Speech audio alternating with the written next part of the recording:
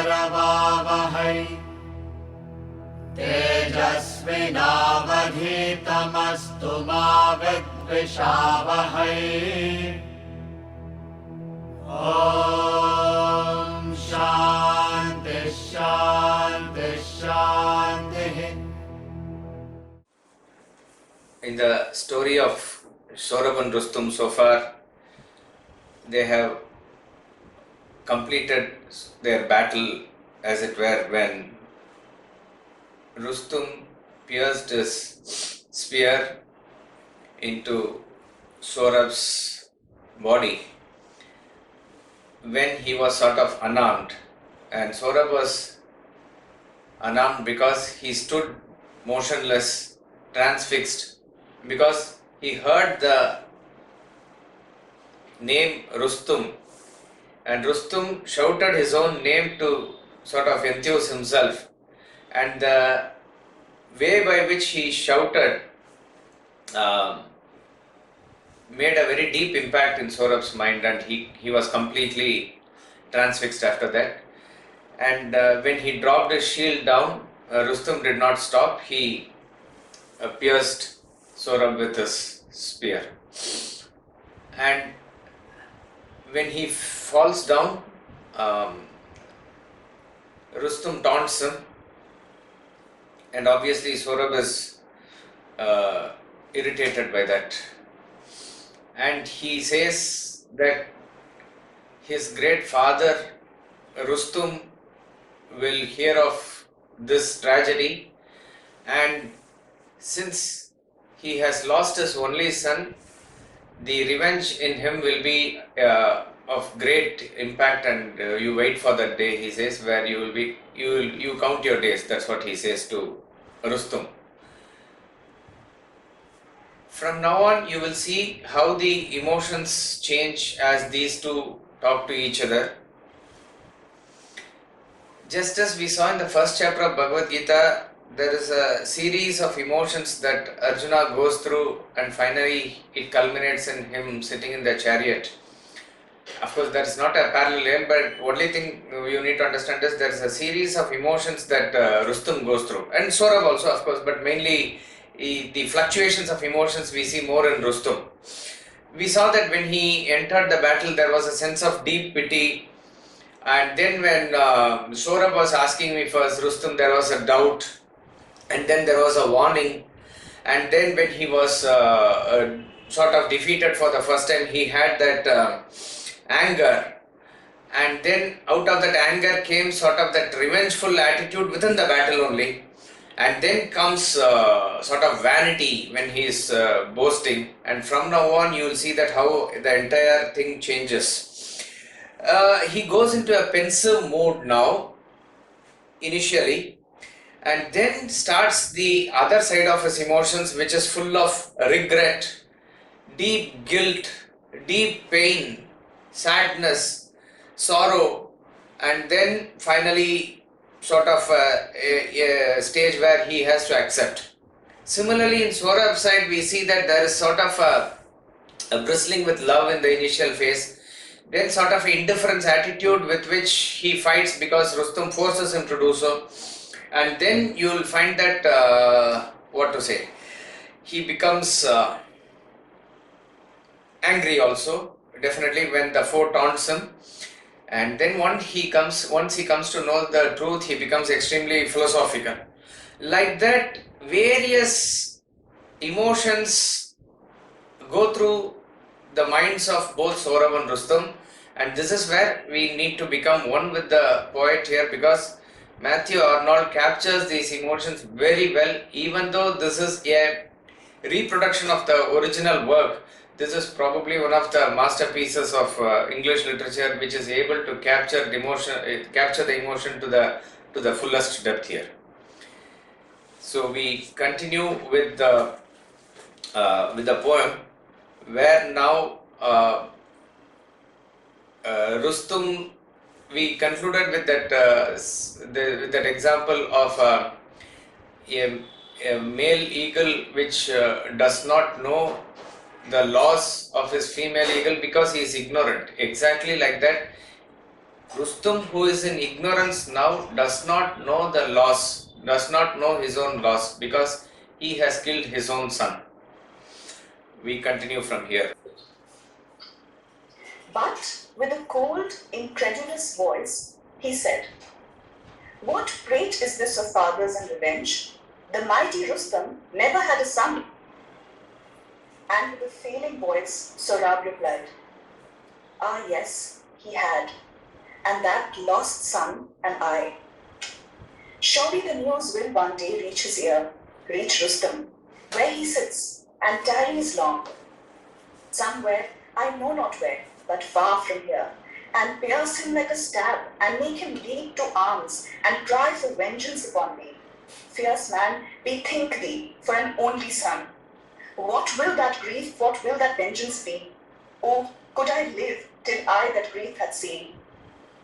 Yet him I pity not so much, but her, my mother, who in Azerbaijan dwells, with that old king, her father, who grows grey with age, and rules over the valiant Huns. Her most I pity, who no more will see Sohrab returning from the Tartar camp with spoils and honor when the war is done.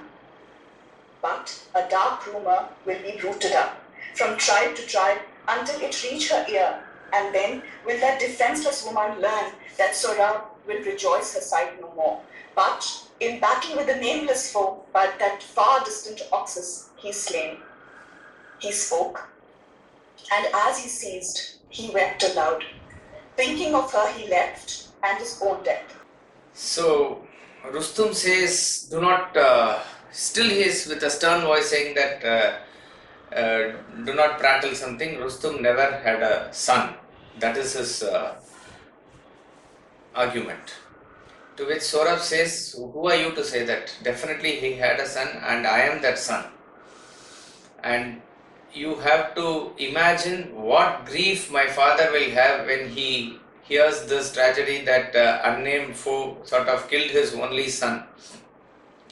And therefore that grief and that grief with which it will turn into vengeance, you have to be, you should count your days. And he says, if I could live up to that day where I see the grief in my father. What he means by grief in the father is that I could see my father only. But very interesting here, more than that, now he remembers his mother, because it is with his mother he has grown all along and father he has never seen. And there is a natural affinity always between a son and the mother, like daughter and a father. This is a natural affinity that is always there.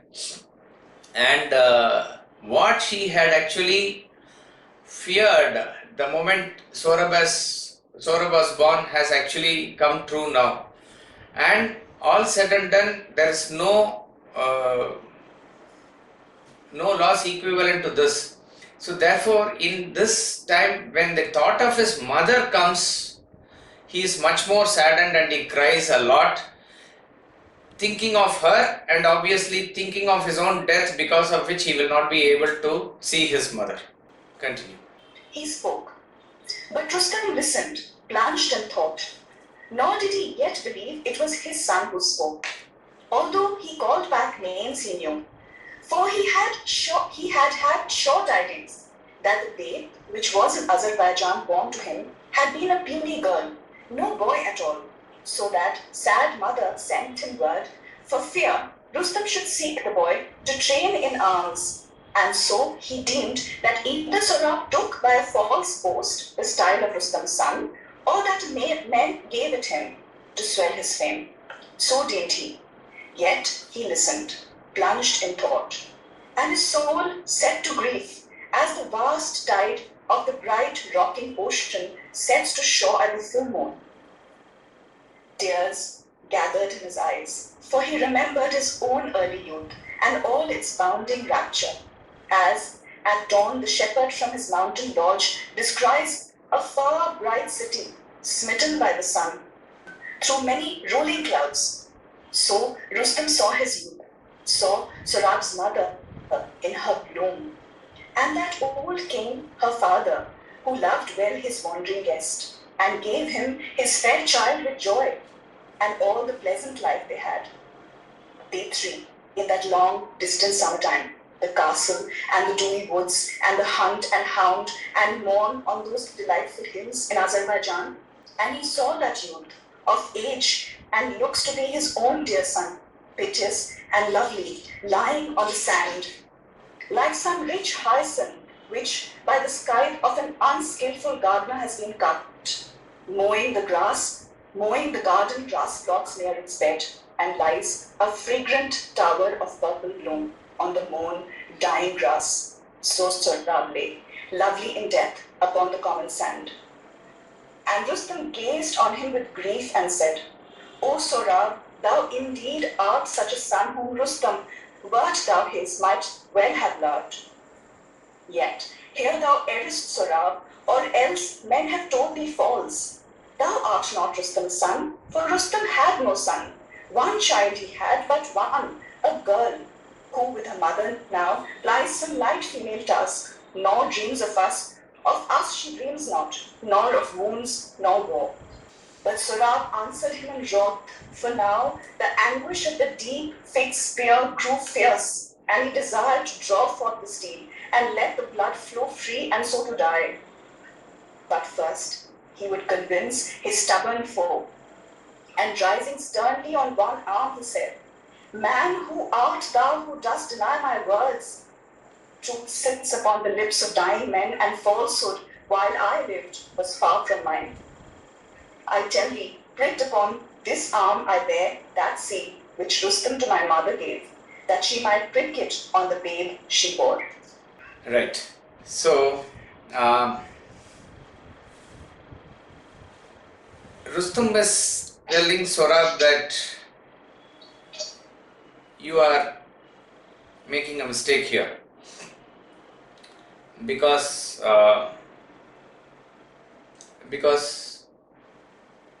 Rustum never had a son, it was only a girl. And before that, as Sohrab was recalling his mother, Rustum is visualizing his own past. So actually he had come from a far off land, and he was a very famed warrior when he was there in the kingdom of Sohrab's mother, the Tanemia. So there he had come probably in search of his horse, and she knew about it, and they fell in love with each other, and she had sought marriage with him, and he was also very happy. All those, and her father was also very happy to give his daughter to Rustum, and they had lived together for some time, and by which time she was about to also become a mother, and that's when probably he has gone back to his warfare. So all those things he was recalling, all the happy times, how they spent it all together, and then, but he says, and when he had parted, he had given something to his wife, a seal, which he said, okay, that's not given in this poem, but I saw it in some other YouTube video, that he said, it's like amulet. If it is a boy, you must put that seal or make that imprint of it in his arm. If it is a girl, you put that as a decoration on her head, like that he had said, it seems. And he had left. Now this mother was obviously very attached to the son who was born. Actually it was a son who was born. So she sent word to Rustum that it was a girl, because she was afraid he will take him away and start training in arms from a very young age, and he will be lost for her as a company. And that news made Sohrab even more sort of depressed, and he never ever bothered even to return to see his child, because he said, what will a girl do, and how can he train her to bear arms? That was his thought. So he says it was a girl who was born, and this boy cannot be his son, and people have given him the name of son of Rustum to encourage him, or maybe seeing his valor or something, or to boost his fame or something. So he says that that cannot be the case, and he says that she'll be doing some light female tasks. She cannot dream of entering a battlefield like this. So till now also, Rustum is sort of adamant that he has not got his son, and this definitely cannot be his son. But inwardly, there is a sense of grief that is swelling within him. And now the way in which he is viewing Sohrab is completely different. His eyes is filled with tears. Just like he says in a full moon day, how the ocean waters will rise, like that his heart is full of emotions and his eyes is full of tears now. And therefore he makes that statement, and let us see what how Sohrab replies now. Important thing, what Sohrab says here is that he will, he wants to actually relieve himself of the pain and die. But before he dies, he somehow wants to convince this stubborn foe.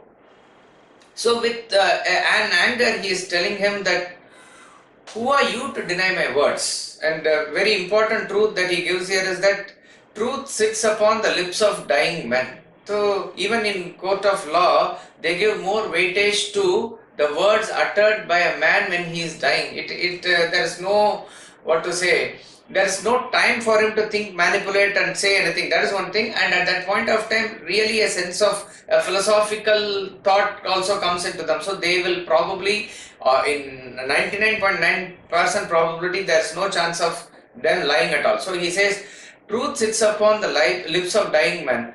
And when I have lived my life, I have never been untruthful also.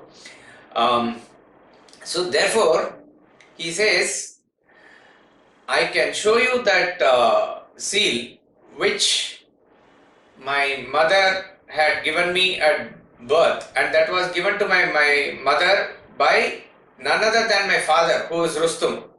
So this is like the clinching proof now. Yeah.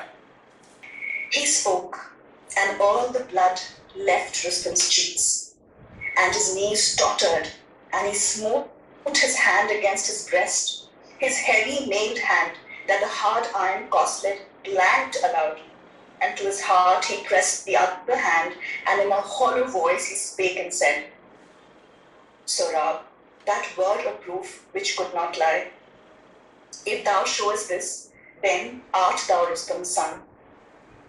Then, with weak, hasty fingers, Sohrab loosed his belt and near the shoulder bared his arm, and showed a sign in faint vermilion points pricked, as a cunning workman in Pekin pricks with vermilion some clear porcelain vase, an emperor's gift.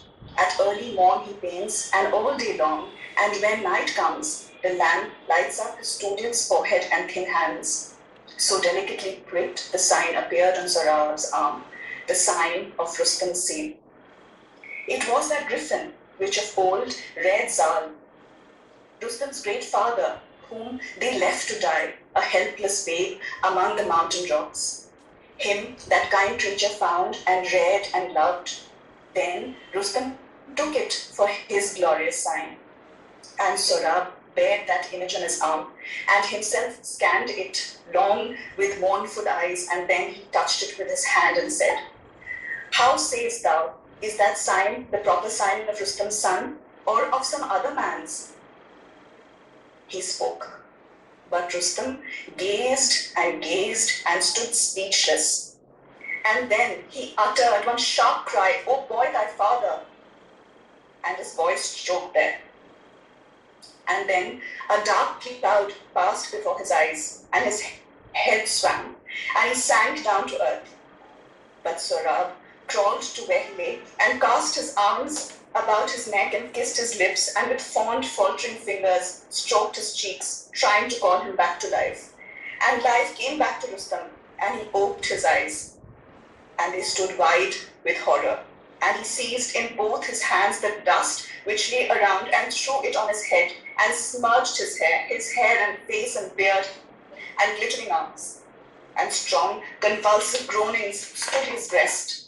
and his sobs choked him, and he clenched his sword to draw it, and forever let life out. But Sohrab saw his thought, and held his hands, and with a soothing voice he spake and said, Father, forbear, for I but meet today the doom which my birth was written down in heaven, and thou art heaven's unconscious hand. Surely my heart cried out when it was thou, that it was thou, when first I saw thee, and thy heart spoke too, I know it. But fate trod those promptings down under its iron heel. Fate engaged the strife and hurled me on my father's spear. But let us speak no more of this. I find my father. Let me feel what I have found. Come, sit beside me on the sand, and take my head betwixt thy hands and kiss my cheeks, and wash them away, wash them with thy tears, and say, my son. Quick, quick, for numbered are my sands of life, and swift, for like the lightning to this field I came, and like the wind I go away, sudden and swift, and like a passing wind. But it was written heaven, that this should be. Right. See, you should just visualize and feel the emotions of Rustum here. He was adamant that Sohrab was not his son, and Sohrab said, "What if I show you the seal?" And then suddenly Rustum says, "Yes, if you show me that seal, then that cannot lie. That is definitely a proof. That is definitely a proof that you are my son." So he loses his the armor, and then removes that amulet which is there pierced, and shows it to, and he himself looks at it for a long time and then shows it to Rustum. And Rustum sees that and he becomes completely speechless. He is absolutely speechless now. You should only visualize, probably in the movie also they have not shown this in a nice way. Like every person who is in a deep sense of sadness and sorrow, and it has dawned upon him that he has killed his son, he throws sand upon him and he is completely distraught. He is choked, words don't come, and then he sinks on the ground and he falls down. Now Sohrab knows that the person who is standing in front of him is his father only. So as he sort of lies unconscious on the ground, as it were, dead for all practical purposes, Sohrab slowly moves and shakes him up, and is brought back to life. And that point of time, no words can be spoken. An extreme sense of guilt, sorrow, sadness, everything goes through Rustum's mind. And what he does is that he takes the sword and wants to kill himself. Sohrab senses this, he understands this, and then he stops that. He knows this should not happen. And you have to think that, imagine that boy has now understood that this is his father. At the very stroke of understanding that this is his father, this father is ready to kill himself. What will be the state of that boy? And so he pleads him and he prevents him from killing himself. And then he turns actually philosophical. And that is where he says that when I first met you, I knew it was you only. Definitely something in me told that it was my father. And very important that it was there in your heart also. You also knew that it was me. But somehow fate had other plans. This is how finally all the philosophical, thoughts will end up as. It is finally fate. There is no other explanation. And it is just not a philosophy class for us to dig deep and understand what it is. But the point is, it is not just for solace. At that point of time, we do realize that there is an unseen hand which, according to whom the entire drama will be played out. It is not in your hands, it is not in my hands, it is in some unseen hands that the entire thing is written, and we are just used like the pawns in the chess game, being moved here and there. It's like that only. So that sort of real philosophical thought enters into the mind of Sohrab also, which is correct. Which, as we said, even as Rama goes to forest, he says to Lakshmana finally that it is not in Dasharatha's hands, Lakshmana, it is not in Kaikeyi's hands. I will not blame Kaikeyi also. I will not blame you, I will not blame me. But this is how it has to happen. It is fate, it is like that. But what is very touching is that he says, let us not talk about this anymore. Because my time is now very limited.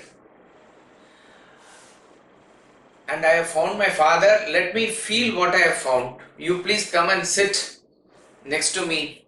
You take me in your arms. You have to kiss me. You shed the tears and say, my son. And that is what is the thing that is sort of, what to say, sentimental, and that's more valuable.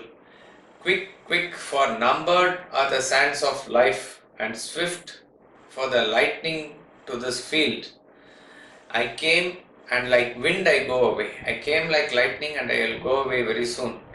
Sudden and swift and like a passing wind. But it was writ in heaven that this should be. This is how it should be. So it's a, what to say, Sohrab is extremely, it's extremely tragic on both sides, but it is difficult to judge on whose side the tragedy is more, because in this duel, sort of Sohrab is faultless and he will die soon, but you have to think about the mind of Rustum, which will carry this tragedy for a longer period of time. So it is very difficult. And not only that, the loss of a mother, it is said, the loss of a father in general, don't ask me as to whether it is case to case or something like that, but in general, loss of a father is, it will carry on in your mind and it will last up to 6 months. Loss of a mother is little more. It will maybe up to a year, it will linger in your mind. Loss of a sibling, it is maybe, it will be longer, and maybe till you get someone like that. It's not that the other sibling must be born or something, but you find somebody else like your brother or sister, something like that. But a loss of a son, putra shoke dine dine, it will continue day after day after day. And in this case, even more tragic, because the father has been the cause of his son. So you have to imagine the mind of Rustum from here. Yeah, continue. So said he, and his voice released the heart of Rustum, and his tears broke forth. He cast his arm around his son's neck and wept aloud and kissed him. And awe fell on both the hosts when they saw Rustum's grief. And Ruksh, the horse, with his head bowing to the ground and mane sweeping the dust, came near. And in mute woe, first to one and then to the other, moved his head, as if inquiring what their grief might mean. And from his dark, compassionate eyes, the big, warm tears rolled down and caked the sand.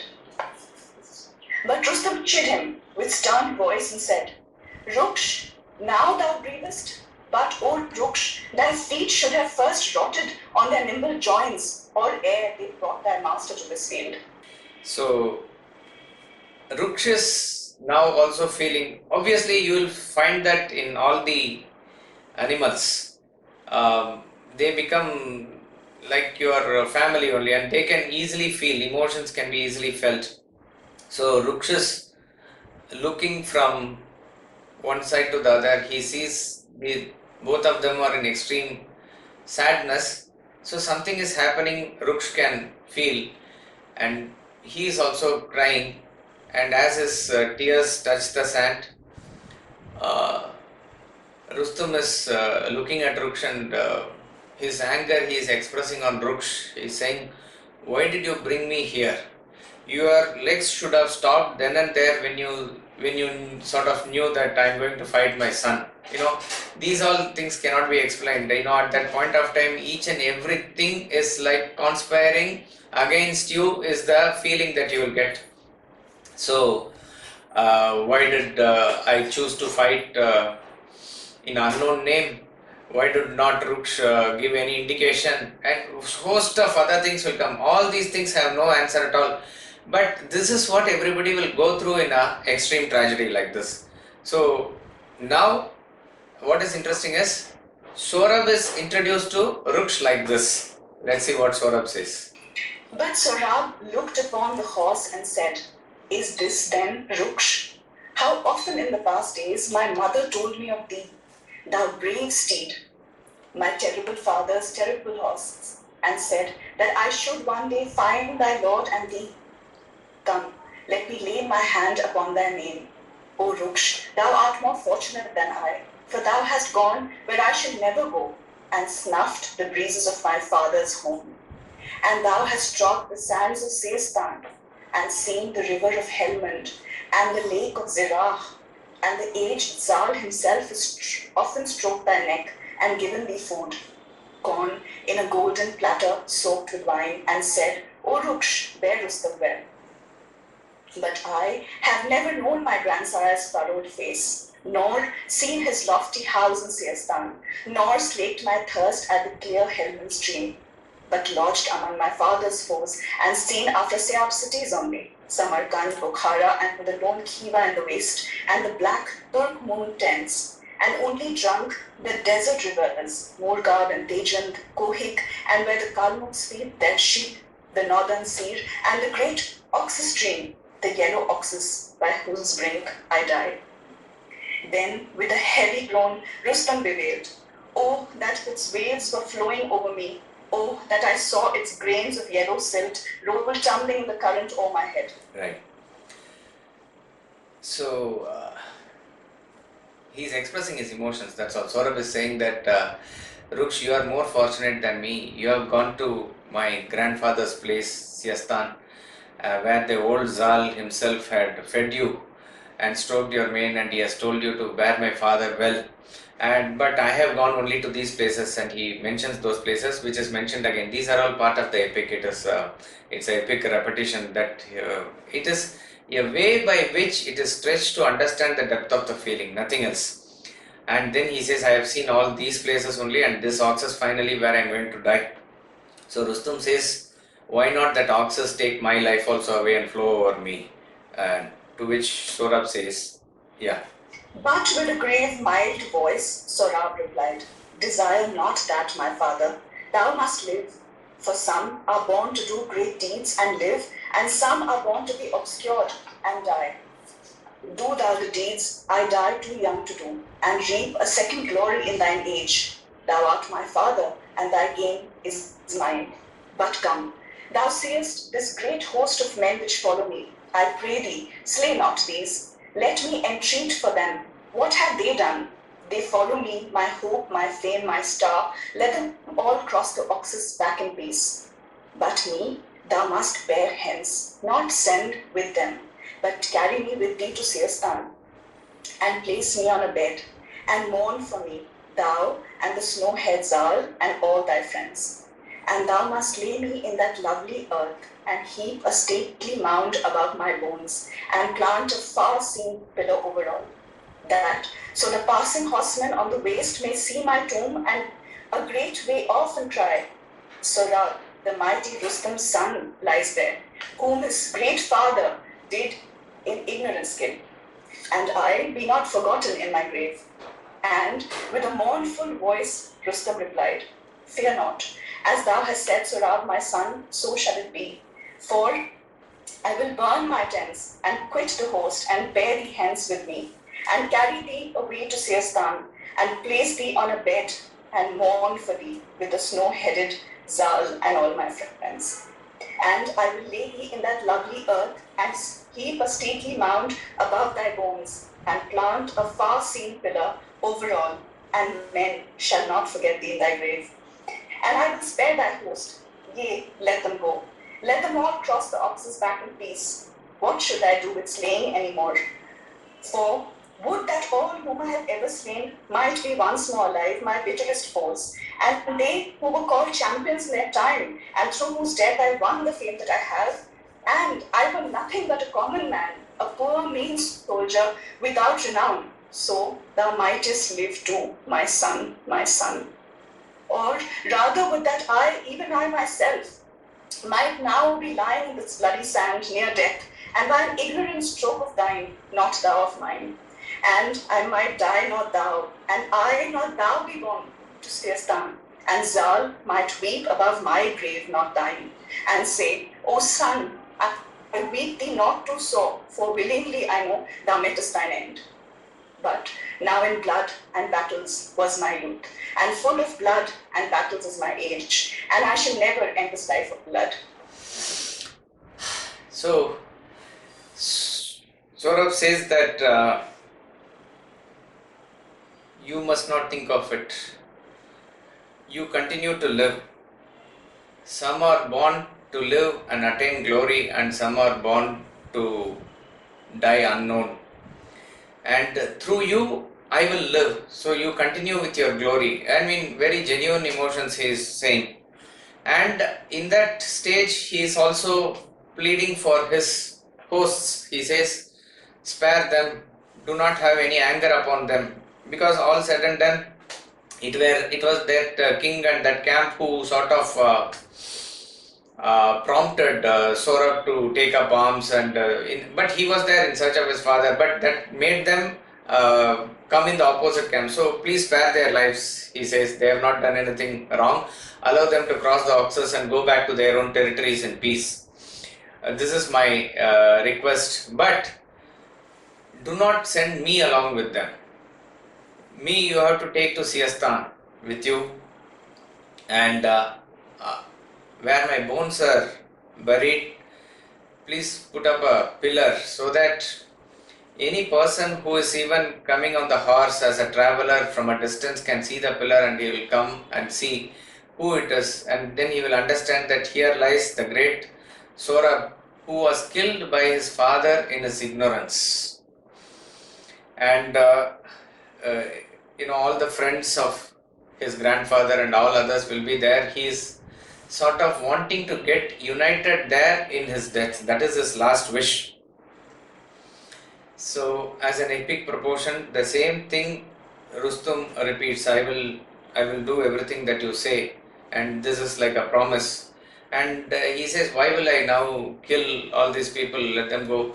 In fact, it would have been better if I was a unknown soldier, and I would not have lived to see this. Maybe I would have been with you, or it could have been any other case also, that I was lying here and you were the victor, and you carried me to Seistan to my father, and then he said that, son, you lived a good life, but this is how you should meet your end. Like that could have been the case, but all this is my wish only. It is not going to happen, because he is now sort of very, indifferent to his own life. He says it has been a very bloody life, and now also it has been very bloody battle, and I shall never end this life of blood.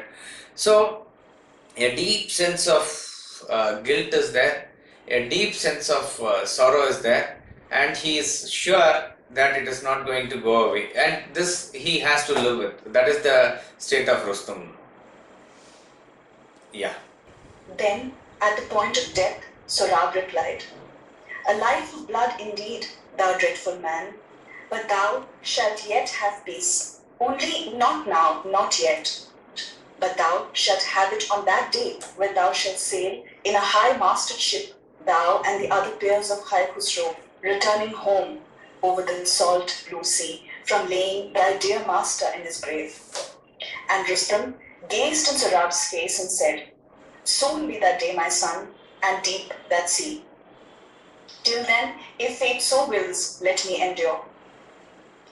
He spoke, and Sohrab smiled on him, and took the spear and drew it from his side, and eased his wounds' imperious anguish. But the blood came welling from the open gash, and life flowed with the stream. All down his cold white side the crimson torrent ran, dim now and soiled, like the soiled tissue of white violets left freshly gathered on their native bank by children whom the nurses call with haste indoors from the sun's eye. His head drooped low, his limbs grew slack, motionless, white. He lay, white with eyes closed, only with heavy gasps. Deep, heavy gasps, quivering through all his frame, convulsed him back to life. He opened them and fixed them feebly on his father's face. Till now, all strength was ebbed, and from his limbs, unwillingly, the spirit fled away, regretting the warm mansion which left, and youth, and bloom, and this delightful world. So, on the bloody sand, Sohrab lay dead. And the great Rustum drew his horseman's cloak down ere his face, and sate by his dead son, as those black granite pillars, once high reared by Jemshid and Persepolis, to bear his house, now mid their broken flight of steps, lie prone, enormous, down the mountainside. So in the sand lay Rustum by his son. And night came down over the solemn waste, and the two blazing hosts and that soul bare, and darkened all. And a cold fog with night crept from the oxes. Soon a hum arose, as of a great assembly loosed, and fires began to twinkle through the fog. For now both armies moved to camp and took their meal. The Persians took it on the open sand southward, the Tartars by the river marge, and Rustum and his son were left alone. But the majestic river flowed on, out of the mist and hum of that low land into the frosty starlight, and there moved, rejoicing, through the hushed Khorasmian waste, under the solitary moon. He flowed right for the pole star past Orgunje, brimming and bright and large. Then sands began to hem its watery march, and dam his streams, and split his currents, that for many a league the shorn and parcelled oxus strains along through beds of sand and matted rushy isles. Oxus, forgetting the bright speed he had in his high mountain cradle at Palmer, a foiled, circuitous wanderer, till at last the longed-for dash of waves is heard. Wide, his luminous home of waters opens, bright and tranquil, from whose floor the new bathed stars emerge and shine upon the arid sea. Matthew Arnold. Finally, Sohrab dies. And 2-3 metaphors are given very beautifully, very philosophic. As I said, the more we explain this poem, the more it loses its charm, but that's what it is. He says how the blood flows away from his body when he took the spear out. It was parallel to the river that was flowing there like oxus, and it mixed with that sand there, and that was given in one metaphor, where how the nice violet was crushed by the sand that was thrown, or when the children were playing there. That was one metaphor that was given. And then the entire army on both sides, they withdrew, and they were lighting their lights in the tents, and they were having dinner on each side. These two were left to themselves. They were there motionless, and like how once a proud pillar of the erstwhile Persian king, which is now fallen flat without any sign of the earlier pride, like that Rustum had fallen on the sand next to Sohrab. That was there. But the most important thing is the last portion where he describes how the oxus goes on and connects to the Aral Sea.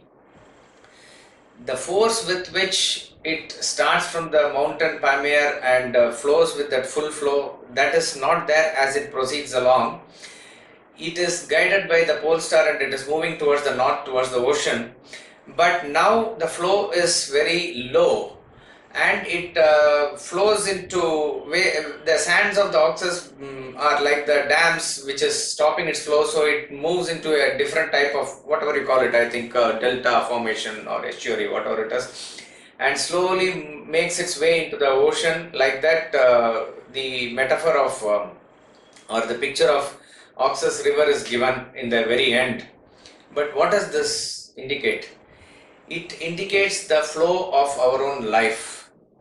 In the pride of youth, there is full force, but finally it comes along and it goes into back to where it came from. It is very interesting. It is the same Matthew Arnold whose quote Swamiji has used in the Bhagavad Gita book also. I think in chapter 2, verse 27, if I am not mistaken, somewhere around that portion. Matthew Arnold says, life is an arrow shot from darkness, flutters in the light for a while and goes back into darkness. So we do not know where we came from, we do not know where we get into, all that is a big area of unknown, but in between, whatever be the number of number of years that we live, 40, 50, 60, 80, 100 years also, it is just a small flutter of the arrow in the light. That's all it is. When you look at the totality, that is what it is. Such is the impermanence of life. So where you started, there you ended. It is very interesting that in a way that metaphor is being given here, that the cycle of the water is like that. Sun takes the water from all the water bodies, particularly the ocean, and then the clouds form, they go to the mountain and they form the water vapor there, and then they fall as rain and get into the glaciers and they form rivers, and the rivers flow through so the flow of the river from the where it begins in the mountain and where it ends in the sea, that is the phase of our life, and it has to drag on and finally merge where it has to merge. That is the wonderful way in which he finishes this poem. And what is interesting is, of course, he has finished everything. Now you have to only imagine what will be the state of mind of Rustum.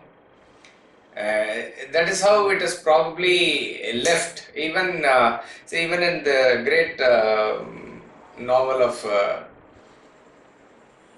who is that? The character is called Sidney Carton, Tale of Two Cities.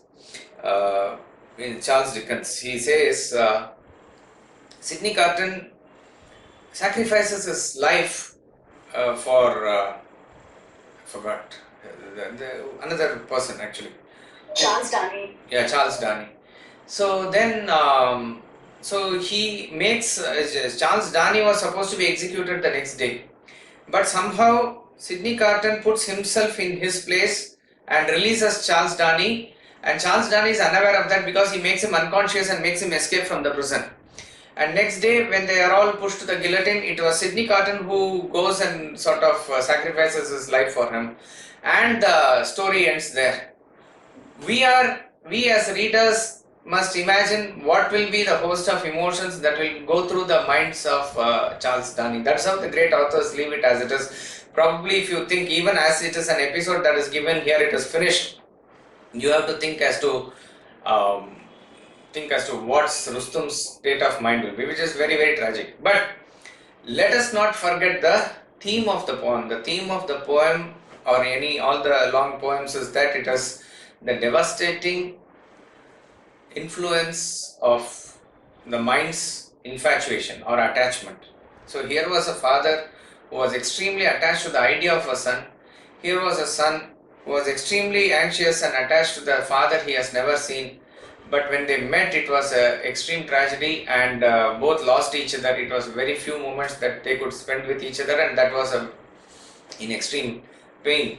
And what it has resulted is like this only. So one should be very, very careful about this quality of the mind, because the principle behind this is that each one of us have come into this world alone and we will go alone.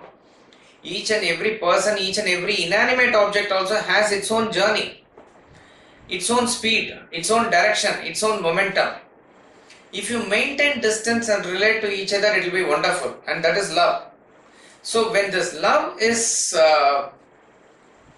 polluted by the selfishness, when it is held by this strength of one's own selfishness, it makes the entire structure go haywire a little bit, and that is what is going to happen. So in other words, you are disturbing the entire motion by your own pangs of attachment, and that is going to cause harm to the person or the object to whom you are attached, and obviously it is going to cause harm to you also. So one must be cautious about this quality of the mind, which is its natural quality. So we have to try and convert this feeling of attachment to unconditional love by working on dropping the selfishness. So that it is not that let us have a negative connotation about it. The positive thing is that there is a bondage, fine. Expand that bondage, loosen the grip by working on reducing the selfishness. So as you loosen your grip like that, as you loosen your ego like that, slowly what emerges out of you is that unconditional love, and that is what the human mind must really feel. So you have to change your preferential attachment into unconditional love. That is the thing. We'll conclude with Swamiji's commentary. Yeah. The Tartars were at war with the Persians. At the time of this episode, circa 600 BC, Khai Khusro was the king of Persia. Rustum, the great warrior of the time, was the chief commander of his armies. Renowned for his strength and valor, he remained undefeated in single combat. Rustum had married Tamine, daughter of the Turanian king of Samangan in Azerbaijan. He soon left her for the active life of war. A son, Sohrab, was born to them. However, Tamine sent word to Rustum that their issue was a daughter. She was afraid that her son would also be trained for war and exposed to the risk of death. Dejected by this news, Rustum never returned to his home. Meanwhile, Sohrab grew up as a true son of his illustrious father with remarkable strength and skill in arms. He learned of the glorious deeds of Rustum. Sohrab was determined to find his father and emulate his feats. Accordingly, he set forth to wage war against Khai Khusro to conquer Persia and meet with his father. Afrasiab, king of the Tartars, helped the young hero with his army and amenity to fight and destroy the mighty Rustum. Thus, the king hoped to gain sovereignty over Persia as well. Afrasiab knew the relationship between Rustum and Sohrab, but kept this crucial knowledge a secret. Thus, neither knew they were father and son. Rustum was terribly attached to the idea of possessing a son even before he had a child. His wife falsely informed him that the child born to them was a daughter. He was totally disappointed at the thought of not having a son to inherit his skill and valor. This dejection contributed to ending his active martial career. Against this backdrop, a triumphant Sohrab marched on to Persia and captured their strong frontier fortress. Having learnt of Sohrab's success, the alarmed Persian king sent for Rustum to come to his aid. With great difficulty, Rustum was persuaded to fight his own unknown son in single combat. Rustum consented on the condition that he would fight incognito. Rustum at first felt pity for Sohrab's youth. He proposed friendship instead of combat between them. Sohrab, thinking that his opponent's noble male would fully belong to his illustrious father, asked him if he were not indeed Rustum. Suspecting some trickery by the unknown youth, Rustum denied this. A terrible combat ensued. During the course of the combat, the mighty Rustum charged at and missed the agile Sohrab and fell upon the sand, leaving Sohrab the chance to unsheath his sword and pierce him. But Sohrab looked on, smiled, and spoke to the unknown father. He pleaded if he could be hiding the fact that he was indeed Rustum.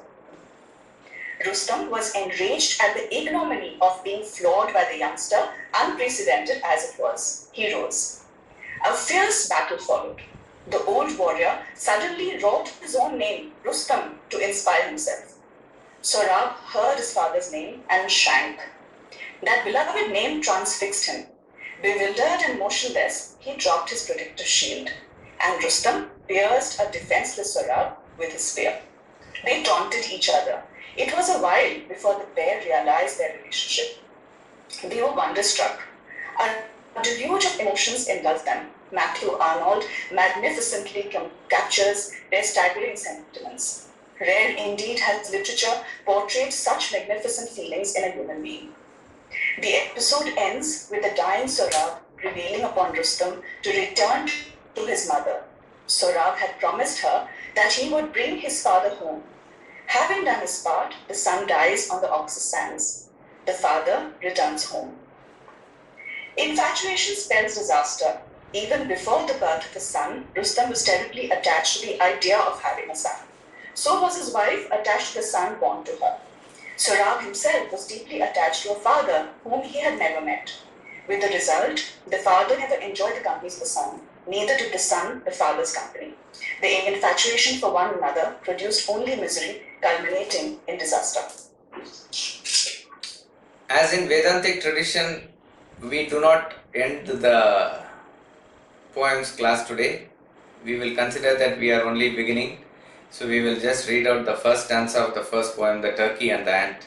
In other men we false can spy, and blame the mote that dims their eye. Each little speck and blemish find, to our own stronger errors blind. No Parameshwara.